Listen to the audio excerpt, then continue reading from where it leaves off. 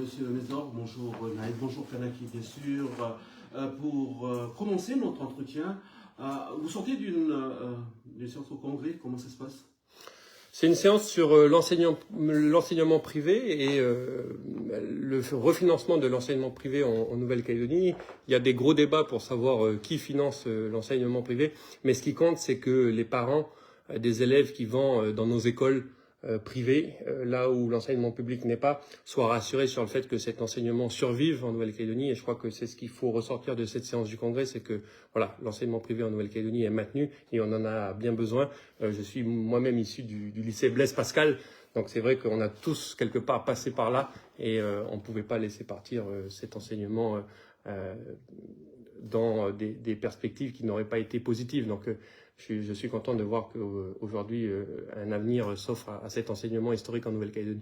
Merci M. Mézor pour cette introduction. Nous allons bien sûr parler de politique à présent avec la visite des ministres, puisqu'il y en avait eu deux ces derniers jours, mais il y en aura un autre qui va débarquer dans notre pays dans quelques jours.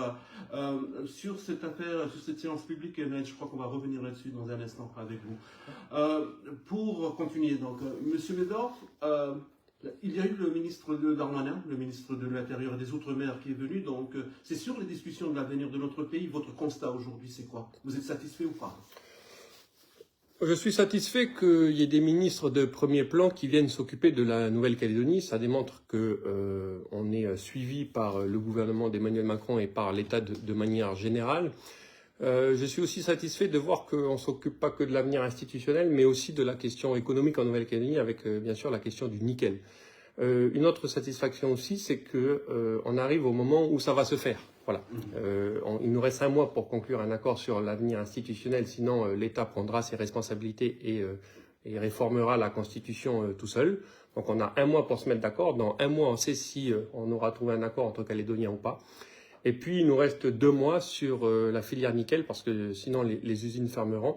Et donc, on a 2 mois, là aussi, pour se mettre d'accord sur la question du nickel. Donc, on voit qu'on est dans un moment très important pour la Nouvelle-Calédonie, puisque c'est les 2 gros sujets majeurs de l'histoire calédonienne qui sont traités en même temps. La politique avec Gérald Darmanin et le nickel avec Bruno Le Maire. La Nouvelle-Calédonie, le pays a tendance à accélérer les choses lorsque le délai est très limité. On se rappelle de 98, on se rappelle de 88, donc c'est un peu normal selon vous? On est fidèle à notre histoire, on est fidèle à la culture calédonienne, c'est comme ça. Et puis je crois que c'est très humain aussi d'avancer quand on est au pied du mur. Voilà, c'est comme ça. Vous savez, hein, quand on faisait l'école et qu'il fallait rendre un travail, c'est toujours la veille au soir qu'on faisait le travail, hein, c'est comme ça. Donc là, on est quand même pressé parce que l'enjeu est important. Je crois que des perspectives s'ouvrent. Alors, il faut voir si sur la partie politique, l'Union calédonienne revient à la table des discussions comme ils se sont engagés à le faire, notamment par la voix de Gilbert Thuénan à la télé dimanche soir. Ils doivent revenir à la table des discussions, en tout cas avec le préfet Bastille cette semaine. C'est une dernière main tendue qui est faite à l'Union calédonienne parce que si l'Union calédonienne ne vient pas, il n'y aura pas d'accord global. Et s'il n'y a pas d'accord global, c'est juste le dégel du corps électoral et la répartition des sièges au Congrès qui sera acté par l'État. Et alors que si on fait un accord global, il y a l'exercice du droit à l'autodétermination qui sera prévu par ça. Et donc c'est vrai que c'est mieux si l'UC vient. Après, chacun prendra ses responsabilités, mais en tout cas, le timing est quasiment terminé. À vous entendre, il y a une volonté de toutes parts, hein, quel que soit de votre côté, les loyalistes et le rassemblement, les non-indépendantistes, on va dire comme ça les choses, et les indépendantistes à se voir, puisque c'est aussi important que le pays soit uni et fasse consensus. Mais il faut qu'on se voit, je sors du Congrès, ils étaient là. Ce matin, on s'est mis d'accord sur l'enseignement privé, les gens étaient là. Donc on parle de tout avec les indépendantistes entre nous, sauf de l'avenir institutionnel. Enfin, l'Unipalika est là, mais pas l'UC. Donc il faut qu'on se voit. Je crois que c'est mieux. Moi, je suis partisan qu'on trouve un accord. Alors, pas à n'importe quel prix, vous l'aurez compris, je suis non-indépendantiste, bien sûr. Mais je suis partisan qu'on trouve un accord parce que je trouve que la Calédonie, elle sortirait apaisée d'un accord et elle sortirait fracturée d'une réforme de la Constitution sans accord. Voilà, moi je défends le fait qu'on discute et qu'on trouve des équilibres entre nous, qui respectent bien sûr les référendums, mais en tout cas qui trouvent des équilibres. je crois que c'est important. Donc, on a besoin de l'ensemble des indépendantistes autour de la table des négociations. Et je crois que on doit pouvoir y arriver. Je crois que l'UC est prêt à ça. Voilà, on sera content de retrouver nos partenaires. La question du corps électoral, un sujet donc, qui est très discuté, on va dire comme ça. La question du corps électoral, est-ce que vous maintenez toujours ce qui était engagé, enfin, ce que vous pensez depuis, ou il y a des rapprochements de plus en plus? Non, nous, vous savez, je crois que, et je suis content de venir le dire sur Jido, je veux que les auditeurs à majorité indépendantiste comprennent bien ce que je vais dire. Nous, on a accepté de faire une concession majeure pour nous, qui est très difficile à accepter par notre électorat. Très très difficile, et par nos militants, c'est l'exercice du droit à l'autodétermination. Pour nous, idéologiquement, c'est fini. On a voté 3 fois, et il n'y a plus de modalité d'exercice de droit à l'autodétermination à avoir. Pour nous, c'est fini. On est français, il n'y a plus. Il n'y a pas, dans les autres territoires d'outre-mer, d'exercice de droit à l'autodétermination prévu. Il n'y en a pas à Tahiti, il n'y en a pas à Wallis et Futuna, il n'y en a pas à Saint-Pierre-et-Miquelon, il n'y en a pas à Saint-Barthélemy, il n'y en a pas en Guyane, il n'y en a pas en Martinique, il n'y en a pas en Guadeloupe. Nous, on accepte de discuter à ce qu'il y en ait un en Nouvelle-Calédonie. Ça, c'est une concession pour nous qui est majeure. Pourquoi on fait cette concession-là, le fait d'accepter d'en discuter? Parce que les indépendantistes, par la voie de l'Unipalika, a avancé sur le dégel du corps électoral. Voilà. Donc, quand l'Unipalika a décidé d'avancer sur le dégel du corps électoral, nous, on s'est réunis, on a dit, OK, discutons de l'autodétermination. Parce qu'on ne peut pas laisser les uns avancer et puis nous ne pas avancer aussi. Voilà, on fait les choses intelligemment et sereinement. Donc, il faut comprendre que pour nous, l'énorme concession, c'est cet exercice de droit à l'autodétermination. Ensuite, il faut fixer les modalités. Comment ça se passe? Il ne faut plus faire de référendum oui ou non, il ne faut pas que ça clive la population, il faut mettre un délai, il faut mettre des conditions pour que les choses soient réunies.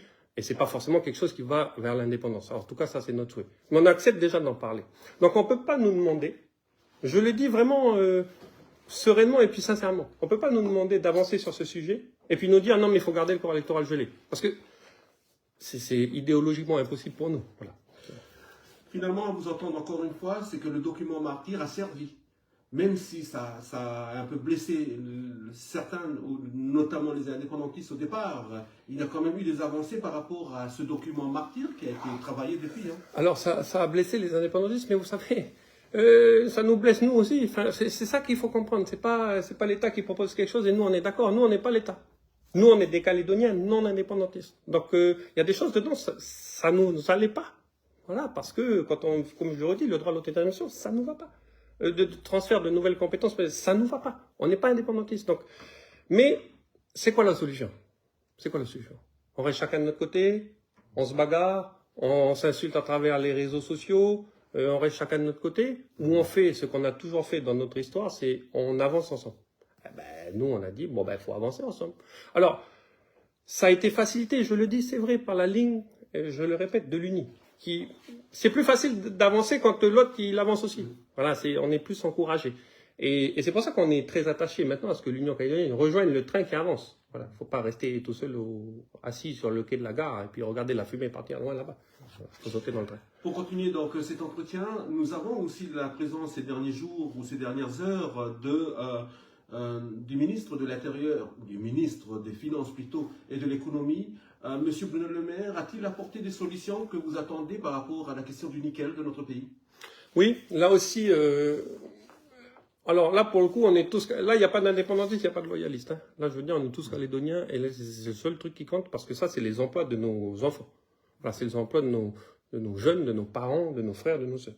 C'est-à-dire que si on ne trouve pas d'accord sur le nickel en Nouvelle-Calédonie, les usines vont fermer. Pourquoi les usines ferment? Pourquoi les usines risquent de fermer? C'est l'arrivée de la Chine sur le marché mondial avec l'investissement qu'ils ont réalisé en Indonésie. Vous savez, il y a 2 grandes réserves mondiales de nickel dans le monde. Il y a la Nouvelle-Calédonie et l'Indonésie. Nous, on est cher. On est cher parce qu'on est un pays développé. Les salaires coûtent cher, on a des droits à l'environnement, on a des règles à respecter. Et c'est très bien, c'est comme ça que fonctionnent les pays développés. En Indonésie, c'est moins cher. Et il y a moins de règles pour obtenir le nickel. Donc, la Chine, qui achetait avant du nickel très cher à la Nouvelle-Calédonie et aux producteurs, a décidé d'investir massivement en Indonésie pour avoir du nickel moins cher. Ça a fait baisser les coûts de production. Et donc nous, on se retrouve à ne plus être compétitifs aujourd'hui. Et donc on doit se remettre en question, on doit faire des efforts pour être plus compétitifs. Mais on ne peut pas y arriver seul, parce que ça voudrait dire qu'il faudrait baisser nos salaires, réduire les emplois, c'est pas possible. Donc il y a une partie qui relève de l'État qui est de dire, je vais fournir une subvention à l'énergie pour que l'énergie qui est payée notamment par les usines pyrométallurgiques de Doniambo et de KNS soit aussi compétitive que l'énergie que payent les usines en Indonésie. Comme ça, on va pouvoir se battre au niveau du marché mondial. Nous, ce qu'on doit faire sur ce sujet, nous les Calédoniens, c'est de faciliter le travail des industriels. Voilà. Il faut autoriser les exportations, notamment dans des usines offshore, pour continuer à valoriser le minerai pour la Nouvelle-Calédonie. Comme ça, c'est en accord avec la doctrine de la province Nord. Et puis, on doit autoriser aussi les industriels à aller chercher le nickel là où il n'y en a pas. Aujourd'hui, il y a un consensus très large sur cette question des efforts des Calédoniens au niveau de la classe politique. Le gouvernement de la Nouvelle-Calédonie est d'accord, Louis Mappo et Gilbert Thuénan sont d'accord pour travailler à cet accord. 2 provinces sur 3, le Sud et les îles, sont d'accord pour travailler là-dessus. Les parlementaires sont d'accord pour travailler là-dessus. Il reste juste la province Nord. La province Nord qui aujourd'hui met en péril cet accord sur le nickel et le sauvetage des usines. Pourquoi?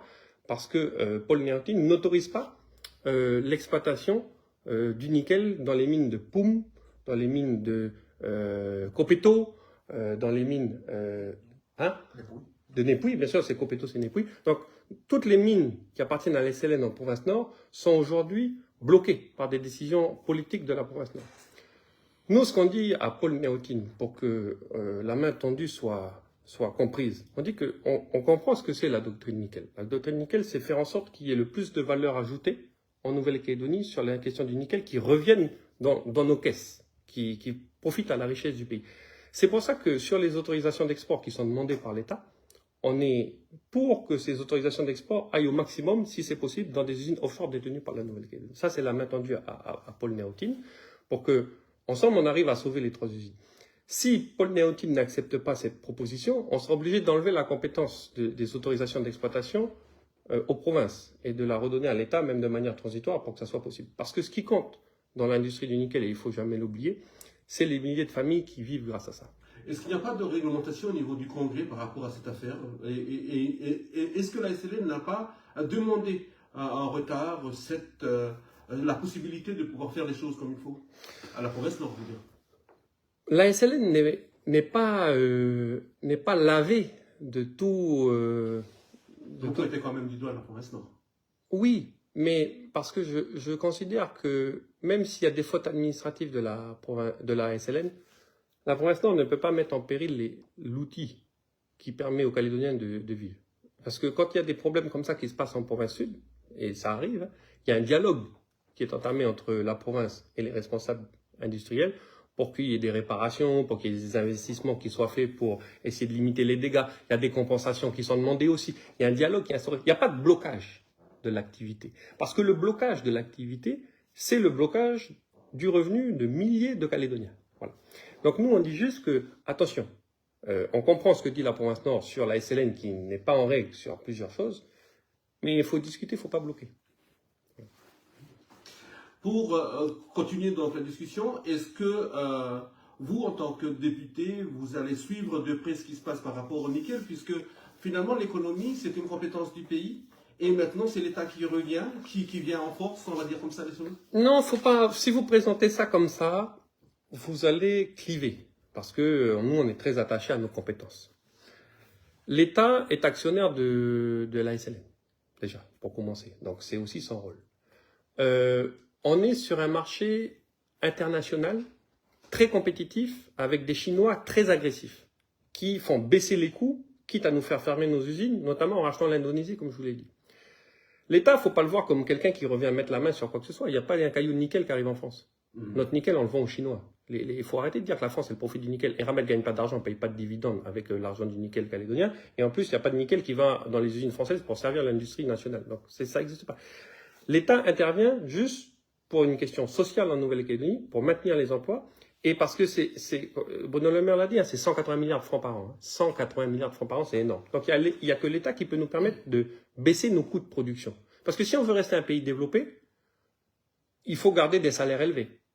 Parce que si on veut se passer de l'État sur l'industrie du nickel, il faut diviser nos salaires par 5. Parce que vous savez qu'un Indonésien coûte 5 fois moins cher qu'un Calédonien à l'emploi. Voilà. Donc l'État, il est là pour nous aider. Il n'est pas là pour prendre la main sur notre richesse ou quoi que ce soit. Il ne faut pas dire ça. Et les Calédoniens, bien sûr, nous, on a notre part de responsabilité aussi. Et puis, on doit apporter aussi notre travail. De toute façon, le nickel qui sera produit, si on a des usines qui sont sauvées, et si on a des mines qui travaillent et qui fonctionnent, c'est d'abord pour nous que c'est positif. Ben oui, parce que ça donne du travail à nos gens. Ça ne donne pas du travail aux métropolitains de Dunkerque ou de Quimper. Hein, voilà. Donc, vraiment, je suis pas partisan qu'on voit les choses de cette manière-là, parce que on clive beaucoup et on empêche de trouver un accord sur le sujet. Dernier mot, donc vous voyez un bon œil, donc la venue des différents ministres français, et aussi il y en a un qui arrive prochainement, c'est M. Lecornu, donc c'est une aubaine pour le pays. Mais on est français, même les indépendantistes sont français. Vous êtes français tous les deux. Et non, mais c'est bien, c'est-à-dire que bon, séparons les choses. Darmanin, il vient pourquoi? Il vient pour régler nos problèmes politiques. Donc ça, on met à part. Bruno Le Maire, il vient pour nous aider à sauver nos usines et nos mines. C'est quand même très positif. Il vient pas mettre la main sur nos mines. Hein, et Ramet a plutôt envie de partir que d'arriver. Donc c'est plutôt pour essayer de bloquer les Chinois qui arrivent chez nous. Bon, c'est plutôt pas mal. Et le ministre des Armées, Sébastien Lecornu, on parlait de compétences. Pour le coup, l'armée, c'est une compétence pure de l'État. Donc, si la France ne s'occupe pas de l'armée en Nouvelle-Calédonie, elle est défaillante. C'est la compétence. Nous, on n'est même pas compétents en matière d'armée. C'est la compétence de l'État. Donc, c'est bien que Sébastien Lecornu vienne en Nouvelle-Calédonie. Et puis, je tiens à dire aussi que faut pas être trop critique sur cette question militaire du côté indépendantiste. Pourquoi? Parce qu'il y a plein de gens de chez nous qui sont dans l'armée. Il y a plein de gens de chez nous pour qui l'armée permet d'évoluer. Vous savez qu'il y a 4 fois plus d'engagés volontaires en Nouvelle-Calédonie qu'en métropole, dans l'armée française. Et vous savez quoi, hein? C'est pas tous des loyalistes qui rentrent dans l'armée française. Hein. Donc, ce que je veux dire... Il y a beaucoup de drapeaux de Kanaki aussi. Mais très bien. Mais c'est la démonstration qu'on a des Calédoniens indépendantistes qui sont dans l'armée française. Donc, c'est aussi une bonne chose que Sébastien Lecornu vienne pour quelque part, j'ai envie de dire, rendre hommage à tout ce que les Calédoniens ont permis de faire pour l'armée française. Nous, ça date du bataillon du Pacifique. Hein. Le bataillon du Pacifique, dis donc, dans les guerres de 14-18 et de 39-45, le sang des Calédoniens indépendantistes ou non indépendantistes, il a assez coulé. Donc moi, je trouve que c'est aussi une reconnaissance que le ministre des Armées vienne en Nouvelle-Calédonie pour tout l'effort que nous, on a fourni pour la France. Pour terminer, donc c'est le mot de la fin que vous donnez aux auditeurs, à tous ceux qui nous entendent en ce moment. Donc soyez sereins. Qu'est-ce que vous dites? Faut être serein, faut être constructif. J'ai envie de dire aux auditeurs qui nous écoutent, qui sont pour le dialogue, de dire à ceux qui ne sont pas pour le dialogue de venir discuter. Non mais c'est vrai, on n'a jamais rien réussi dans notre pays quand on ne discutait pas. On voit où ça a mené quand on n'a pas discuté chez nous. Donc nous, on est depuis le début, depuis la fin du 3e référendum, on dit on est prêt à discuter et les choses avancent. Il ne nous reste pas beaucoup de temps. L'État commence à en avoir marre d'attendre. Ils vont réformer la Constitution sans nous tout à l'heure. Il ne faut pas que ça arrive, il faut que nous, on porte un projet là-bas, plutôt que ce soit l'État qui porte un projet pour nous tout seuls. Donc, il faut qu'on se mette d'accord. Monsieur Mézor, merci beaucoup. Merci beaucoup, Radio Dido. Accepté notre invitation. Merci beaucoup.